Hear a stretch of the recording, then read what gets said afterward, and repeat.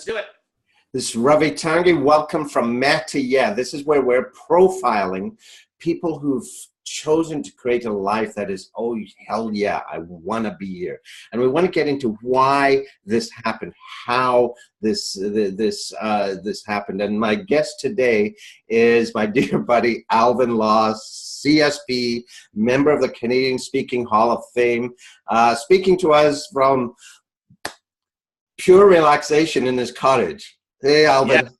Hi, Ravi. Good to see you, my friend. I wish we were in the same room, but this will have to settle for second best. It will for now, till December. Okay. Yeah. So, Alvin, can you give us a bit of an introduction for people that aren't familiar with you, the 3 or 4 people in Canada, perhaps, can give us a little bit of background on yourself and where you're coming from? Yeah, my pleasure, Ravi. And of course, I've only done this a couple of times. So, you know, I'll start off with a bit of an anecdote just to get into the material. I live in a world where being a person of positive thinking it almost seems cliche to people, because when they see me, the first thing they notice is what's theoretically missing. So I have no arms. I was born this way. I was a thalidomide baby. Some people will know what that is. Those that don't, thalidomide was a medication that was given for nausea in the early 60s in Canada and around the world. And I have been living my life without arms since 1960. I learned to use my feet for my hands.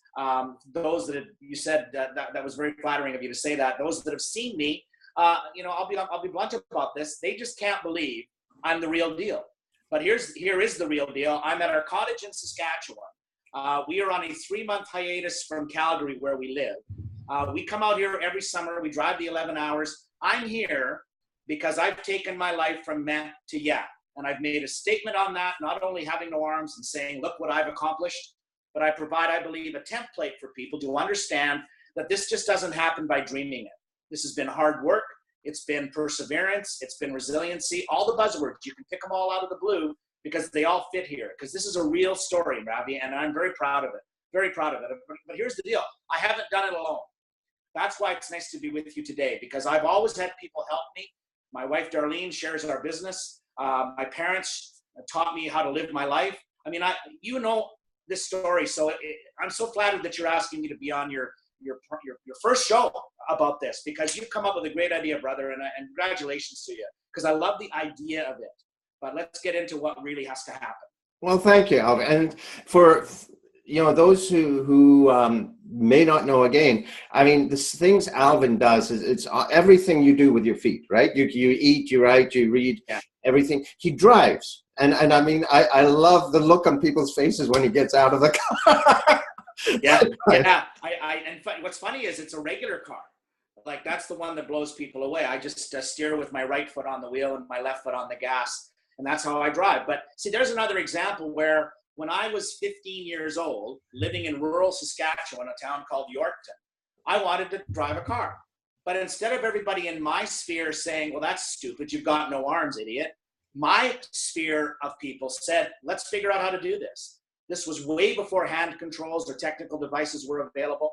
And this was more of a rural Saskatchewan thinking of, you know, where maybe in the city you can take a bus or take transit or hop on a cab. We don't have those in rural Saskatchewan. So you either got to learn to get around on your own, hitchhike, which I suck at, or learn how to drive. So it was very practical. But that's kind of my point, is that, yeah, you know, to be quite frank with you, I don't see this as being amazing. But I understand why people do. And probably the one that blows people away the most is I'm also a musician. And of course, people will have an opportunity later on if they want to look up alvinlaw.com. Of course, a little cheap commercial moment there. But to see me playing the drums, to see me playing the piano. But here's another example, just to pop in with this story right now. I started playing the trombone when I was 10 years old. Now, I want you to imagine what kind of individual would come along, look at me and go, that guy needs to play the trombone. I mean, would you think of that? Probably not. So that's what I mean. This is something very special when someone can see more in a person than less when they're seeing, in my case, a person without arms. But I think we've all got more than we think we do. We've fallen prey into this, and this is going to sound a little bit self-serving, but we've fallen prey into this commercialization that, if we wear the right clothes, if we drive the right car, if we live in the right address, that is success. Well, I don't know about you, Ravi, but I've met an awful lot of miserable, wealthy people who get the big bank accounts, have all the toys, and they find their life is meaningless. And, you know, for me, this isn't about bragging about look where we are. Crystal Lake, Saskatchewan, I'm just looking to my left because I'm looking out at our lake, is my spiritual compass. I need to come here to find my Alvin, because this Alvin that goes out and speaks and plays the drums and drives a car, that's a show. It's a speech, of course, but it's a production where this is real life. Well, now that's something I know, you know, we're in the same place. When you say you find your spiritual center, your Alvin, that's really a lot of where the heart of you comes from, right? Can you say a bit more about that, about how that infuses your ability when you hit, there are times we all hit walls, hello, that you know, something in there. Can you tell me about that, where you tap into? Well, I think what's interesting, Ravi, and I want to go backwards for just a second, not because I love to talk about this, but because I really believe it's an essential element in my story. The thalidomide babies, if people remember, they were born with limb deficiencies. So they still had limbs, although sometimes there were people that were actually born, people might have seen this or recall it, where they have no limbs at all. There's quite a well-known Australian speaker named Nick Burchick. He's in his mid to late 20s. He's only got one little tiny flipper hand and one little tiny flipper leg. And he is on the circuit, actually has a mission that he does through his faith. But he's an example of a visual of what the thalidomide babies looked like. I like to say that the babies weren't the victims. I like to say the moms were, because the moms were given the medication. They had to live with the consequences of their choice, even though they had faith that the drug was safe. That's profound. When you've got something looking at you every day that reminds you of not only a mistake you might have made, but in fact, how ironic, it wasn't a mistake. It was a different time. The difference is that my birth mother didn't keep me. It was too much guilt. It was too much for her, period, in 1960 to deal with, because this was 1960. So my story, frankly, you know, and I'm just being honest about this isn't a warm and fuzzy, is actually my mom's story. Hilda Law was a 55-year-old foster mom who took me in as a 5-day-old baby. And I stayed in that home for my forever life. And, you know, I wasn't supposed to stay there. They were in their mid-50s. This is an older couple that had room in their house for children that were abused or taken from their homes for various reasons. I landed there, but imagine this. My mom, Hilda Law, treated me like a work project. This is the job now. I've got a job to do with this baby. He's got no arms. We could mourn that, or we could focus on his feet. Now, the feet thing, that's not actually unique. There's lots and lots, hundreds and thousands maybe even, of foot users around the planet. I mean, people have probably heard this. You know, they've actually asked me this. Do you paint with your feet? Because we've heard of the mouth and foot painting artists, right? So they're real. The difference was the stigma. There was no stigma in our house. So you have no arms. Oh, well, you are a member of the Law family. You have 2 big brothers, albeit a lot older than you. In fact, I got a brother who's going to be 85 this summer. But it was the mindset. And by the way, it was a hell of a lot of work. I don't remember it, actually. I don't remember a lot of the work because it all happened before I even have a memory. But, you know, I learned to use my feet, of course, for fingers and hands. But it was that relentlessness on the part of Hilda Law and my dad, Jack, who basically said, no excuses. I mean, you know, again, the cliches can run freely in my life because they all work. This is a proof positive of what happens when you focus on what you have, not what you don't. Well, I'm going to challenge you there, Alvin, okay? Sure. Because I totally appreciate, and I understand how, you know, sometimes the universe takes us where we need to go, right? And Yeah. There's another thing, too, that's, you said you've heard of lots of people who do mouth painting and foot painting and so on. But this was 1960 when there was no internet to catch the story. So she still did this in Yorktown, Saskatchewan, right? So I grew up in a small town. I know what that's like. Yeah. It's not, you know, you don't get all those stories. But I mean, the support you got from them was phenomenal. However, I've seen families which have the you know, same parents, and yet two brother, sister, whatever, turn up completely different. So I totally appreciate what's around you.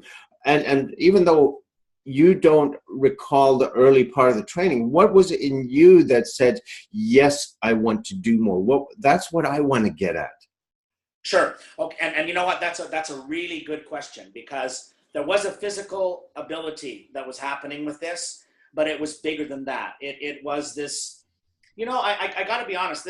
This is something that I don't know if everybody can totally appreciate, but I think a lot of it was the small town. I think a lot of it was rural Canada in this case. I think there was a support mechanism in my community that said, yeah, you know what, he needs to have support, but more than anything, he needs to feel included. And here's a really good example. Actually, let me just share this little anecdote, because I think it frames what you're asking and talking about with not only meh2YEAH, but the whole idea of this is a real story. 1966. I know that's a long time ago. Imagine that I'm growing up in this small town, this small home. We were only like a 900 square foot 2-bedroom bungalow with an extra bedroom downstairs, and a school is built across the street. When I'm there for just a couple of years, so 1962, the school opens in 1965. In 1966, my mom and dad take me there because it's across the street. And people think I make this story up. The school says, you can't come here. And my dad says, we live across the street. And Mr. Law, sorry, he can't come to this school because he needs to go to the school where the crippled kids go, using an old word. Well, Dad and Mom basically have a conversation saying, for lack of a better word, that's the dumbest thing we've ever heard. Why would we send him across town when there's a school right here? And the school basically said, well, because we've never done this before. And my mom and dad said, well, gee, neither have we. Maybe we can compare notes, because he already uses his feet. What he needs is to be educated. So in fact, what my parents were doing, quite literally, was raising my own personal bar. It wasn't enough that I could just use my feet. They believed that if you have the smarts to learn to use your feet, then you have the smarts to do anything. Now that's audacious, but it's exactly what they believed. Okay. And so you're saying that you took in that, it was just infusion. You just took that perspective in because they didn't see any other way. Plus, I think here's the key, Ravi. This is really important. I don't remember it being romantic, okay? But I remember it very specifically. I did not take my education for granted. Okay, I was reminded every day, not only how lucky I was to be able to go to school across the street, which by the way only lasted 6 years, but by then I was already in mainstream education. And then I went through junior high, which was 12 blocks away, and then high school, which was a further 5 blocks from there. But the point is, I not only did I appreciate the fact that I was getting educated, but I didn't take it for granted. So that was a major push for me. Everything was about, okay, this might sound a little shallow. I wanted to make my parents proud. Mm-hmm. Okay, I wanted to say thank you to the community. I wanted to make sure everybody understood I was not going to just blow this off. And I think that's what bugs me about a lot of the stories we hear out there of, I don't want to get into this too deep, but, people just don't appreciate what they've got. And a lot of young people in particular, they take an education for granted. They don't understand why they have to go to class every day, why they have to study, why they have to take tests, why they have to do assignments. Isn't the new reality? Look where we are. We're here on the internet. A lot of young people today say, well, I don't need to go to school. Anything I want to learn, I can learn on the internet.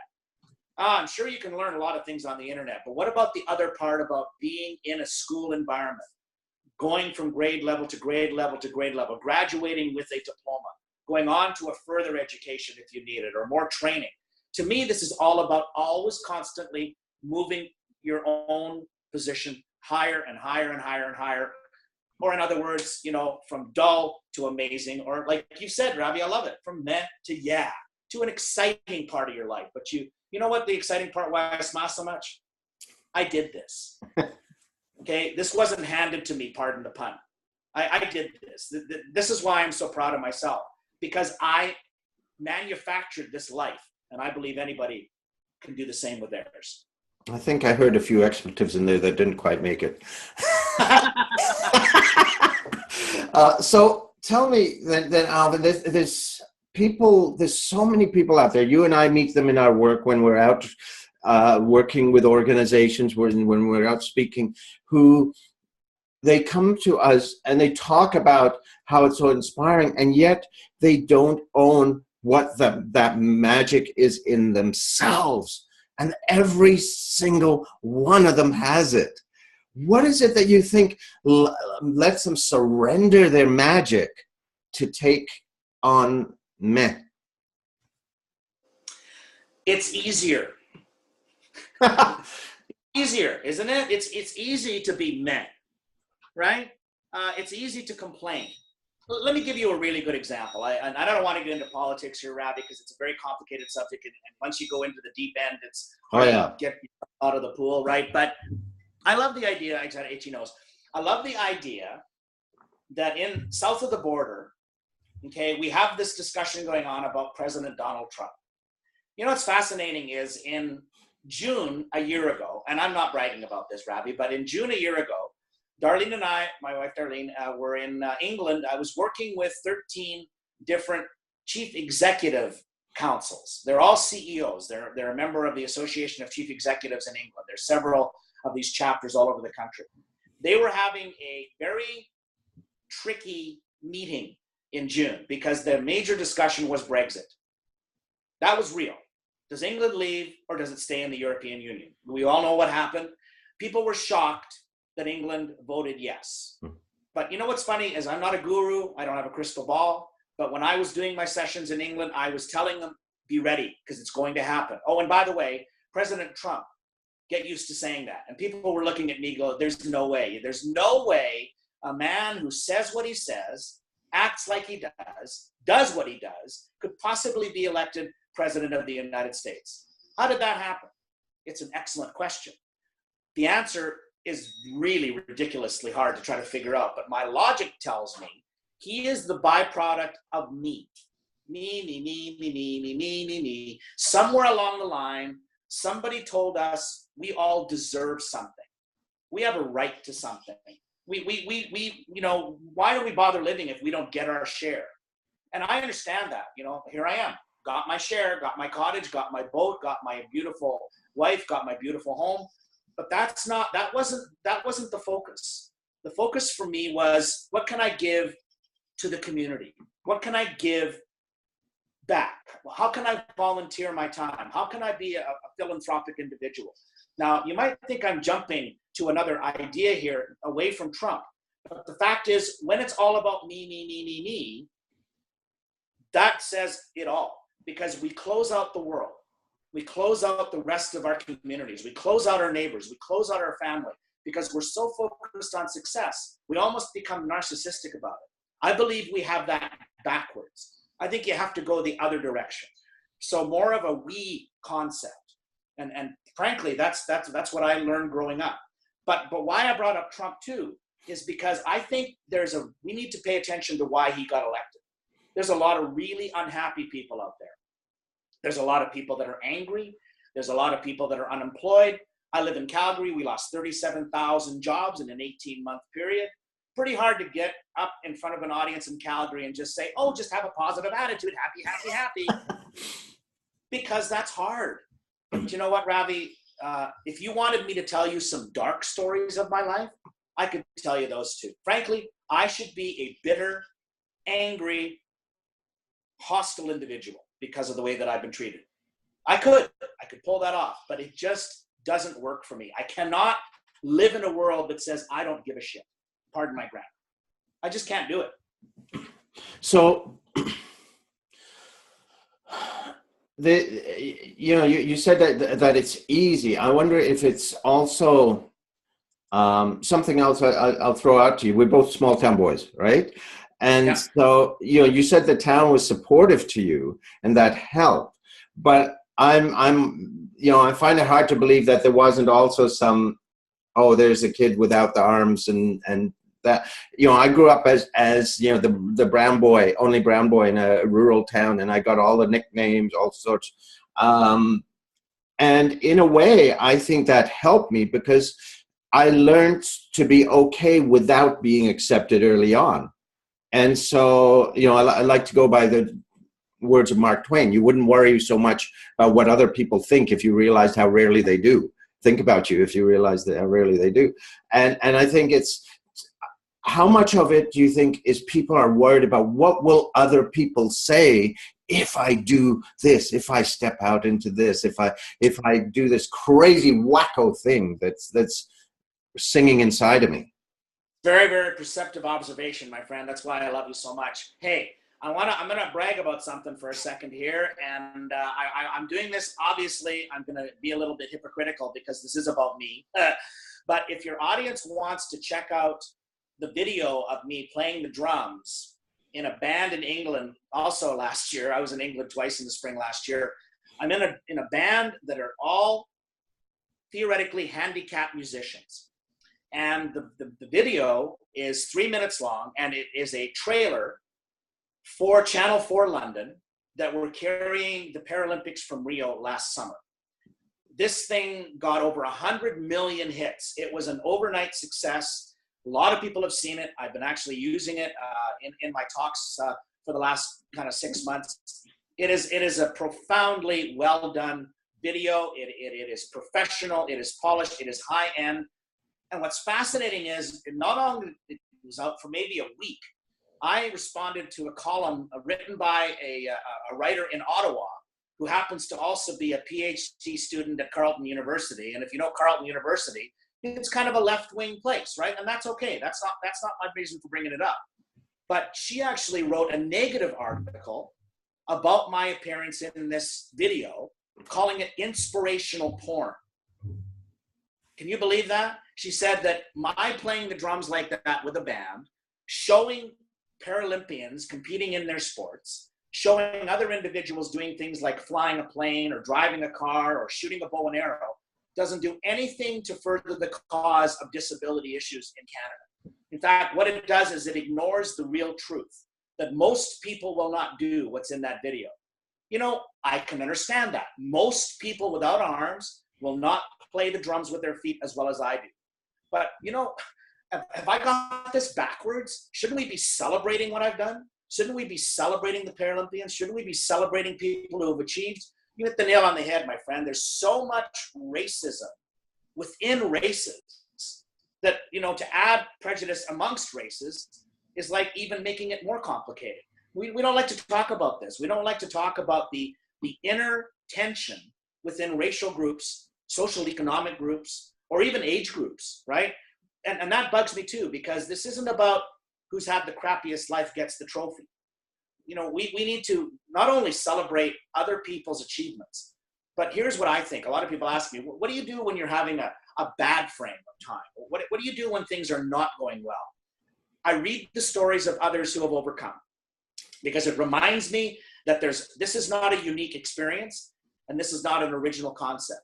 Giving it a handle like you've given yours or I've given mine as a branding exercise is one thing, but it's the mindset that is everything. So for me, you know, I'm working on a new brand that's called Beyond Limits, raising your personal bar to achieve the impossible. Now that sounds really nice as a marketing thing. It looks good on my letterhead. It looks good on my masthead on my website, but it's not about that. It's the mindset. And by the way, one more thing, I don't have a lot of time for people who complain. And that sounds pretty judgmental of me, but you know what? I'm 56 years old now. I've gotten real tired of being careful what I say, because I think sometimes the truth hurts, but sometimes it's the best motivation there is. So let me ask you, for people that are still tentative to go and start to explore what sets them apart, right? You might feel that there's something more and that life is kind of meh, and they only get glimpses of little yeah, or, you know, there's a vacation down south in 6 months that I get to go to, right, for 2 weeks, and I get to live, and then I come back to meh. What have you found are simple practices that can help you on that journey, that can help you to start to find that brilliance within? Okay, well, that's an excellent question, Ravi. The first thing that I've noticed when I look backwards at my life, and this again is pretty personal, but you know me, I'm not afraid of being personal. I have a 31, almost 32-year-old son named Vance. Vance and I, as you can relate to, you know, having Shasta, we've had a complicated relationship because you and I are both from marriages that did not last, and then ended up becoming single parents. So I became a single parent when I was 28 years old. My son was 2.5. Even more to the point of being a single parent, my ex-wife had mental health issues. So my son was with me more than he was with her. It was a very challenging time in my life. I got into that relationship that bore that child.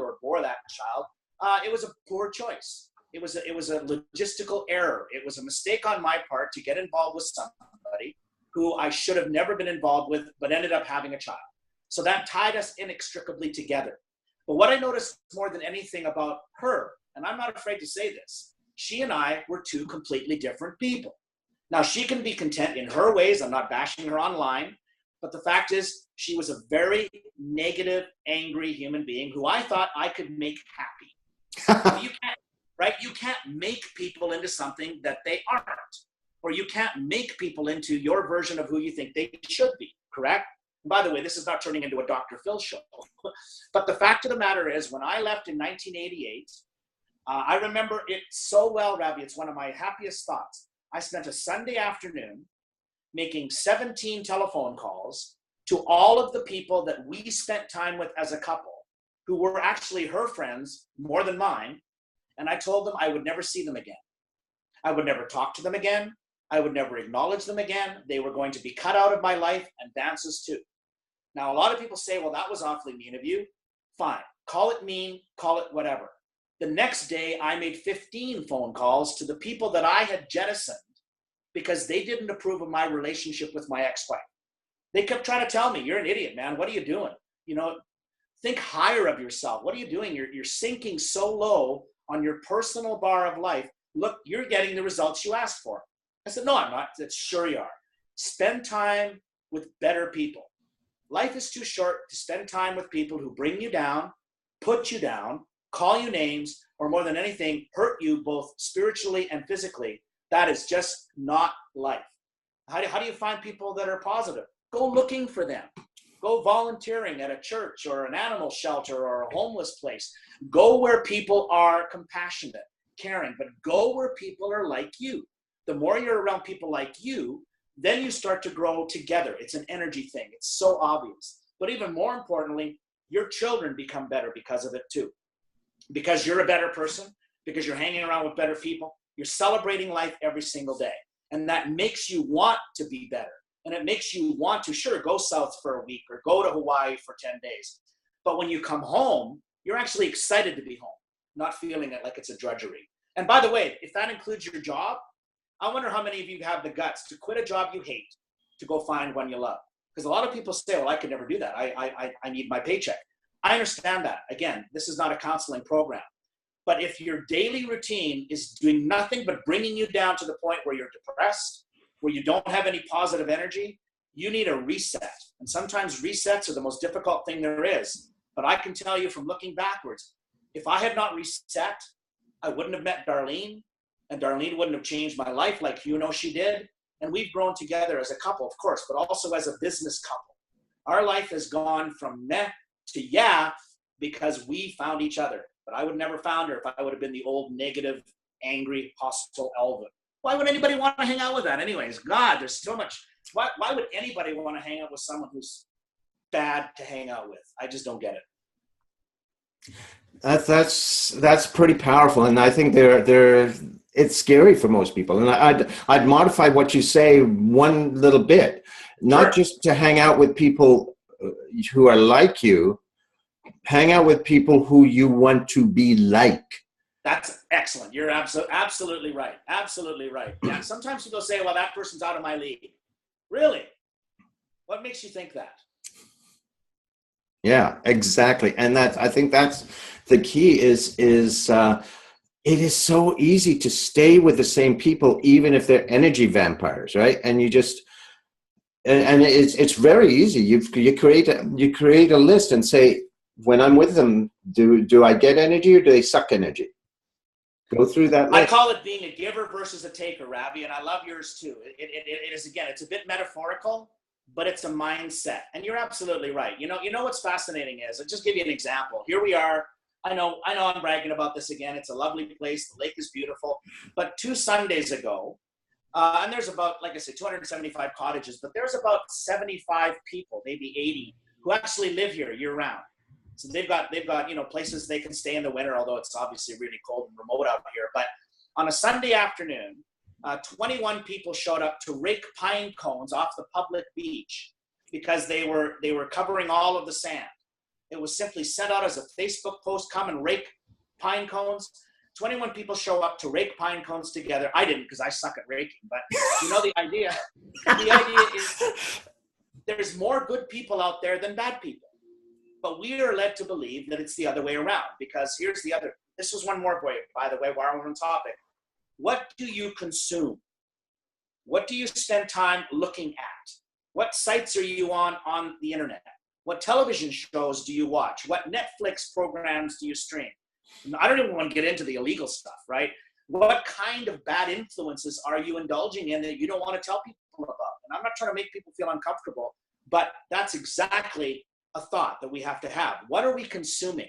So I'll give you a perfect example. One of the things you saw in the background, you noticed my turtles, our turtles. We got into turtles because we went sailing in the British Virgin Islands. And again, it sounds like I'm boasting, fine. For my 50th birthday, we went with 6 other people on a beautiful catamaran for 2 weeks.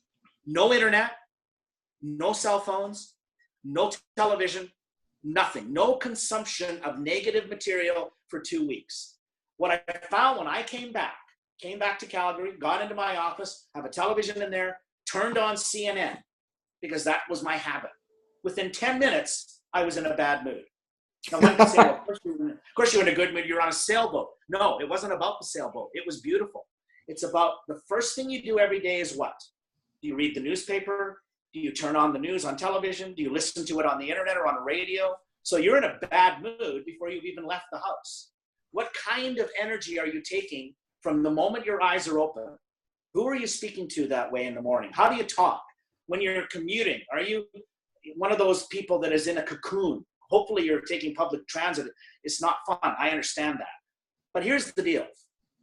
Most people forget they need a reference point. They need to be reminded that their life could be worse. Things could be worse. Life could be so terrible. That is what I think is the key for me. It's been my entire life. Just all I have to do is look in a mirror. Honestly, Ravi, I mean this. All I have to do is look in a mirror and go, my life could be so much worse. It could have turned out so many ways that it didn't. Why did it? Well, that's the clue, is all these things that I'm talking about. It's a total mindset. But here's the deal. It is available to everybody. It is actually, I call it the only choice. Our attitude is actually our only choice.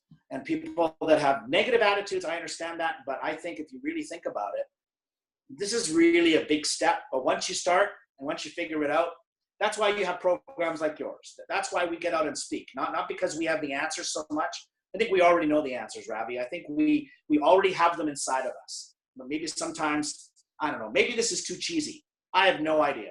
But it works for me. Oh, not cheesy at all. And I totally agree the answers are within that's the essence of everything that I do with others. But it's also, when you talk about choice, to me, it's not just, okay, I'm choosing and done. Every 5 seconds, you got a choice, right? And for so many people, they get into the rut of the way they've always chosen. And it's uncomfortable to choose new. Sometimes, if you've been doing things a certain way, it's really uncomfortable to choose something new. And that's what you have to get through, that uncomfortableness. Sure. And quite frankly, if all you have to do is look backwards, I always tell people, here's another kind of an artful metaphor. Picture you're driving your car. You're heading down the highway at 100 kilometers an hour. Where are you looking? Are you looking out the windshield or are you looking in the rearview mirror? It sounds a weird way to put it, but think about it. Now, you can't ignore the rearview mirror. You have to check it every now and then to make sure anything that's behind you for safety. But metaphorically, the rearview mirror is a perfect opportunity to take a look at where you've come from. Everybody has been through something, Ravi. Everybody, even really wealthy people, have been through something. You know, that's what I find interesting. A lot of people say, well, if I just have the money. I understand that, but it's not how it works. You know, you got to find the energy, and the money will find you. Absolutely. And you know, with that metaphor, I really think the people that choose meh have expanded the rear view mirror, and they're basically driving with the rear view mirror. It's like when I work with corporations, a lot of times I work with what they call a balanced scorecard. And what most people do is they run a corporation by looking in the rear view mirror driving, because they're just on financials, which is history. They're doing nothing that predicts the future. And I think most people do drive through life, personally, corporately, by driving just with the rearview mirror. So how do we fix that? I think is what everybody's asking. Do we have a vision inside of us? What if we don't feel like that? Or even worse, here's a huge one. What if we've tried and failed? Because that's the one that people like to bring up. Oh, I tried that, it didn't work. I mean, how many cliches are out there about how many times it takes to invent something? You know, and quite frankly, this is also something I think I need to say it, you know, right now, is most people who, when you go back in history, who created amazing things, who invented incredible products or anything that people came across for the first time, they simply, as they like to always joke about it, were in the right place at the right time.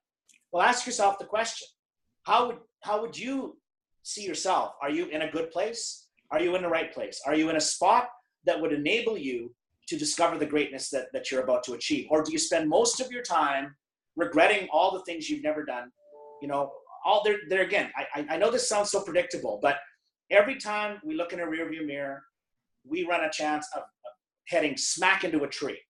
So as much as we need to keep a reference point of where we've been, we always constantly need to be looking forward to what we can be. And it provides this energy. You've been around me, Ravi, you know, and I've been around you.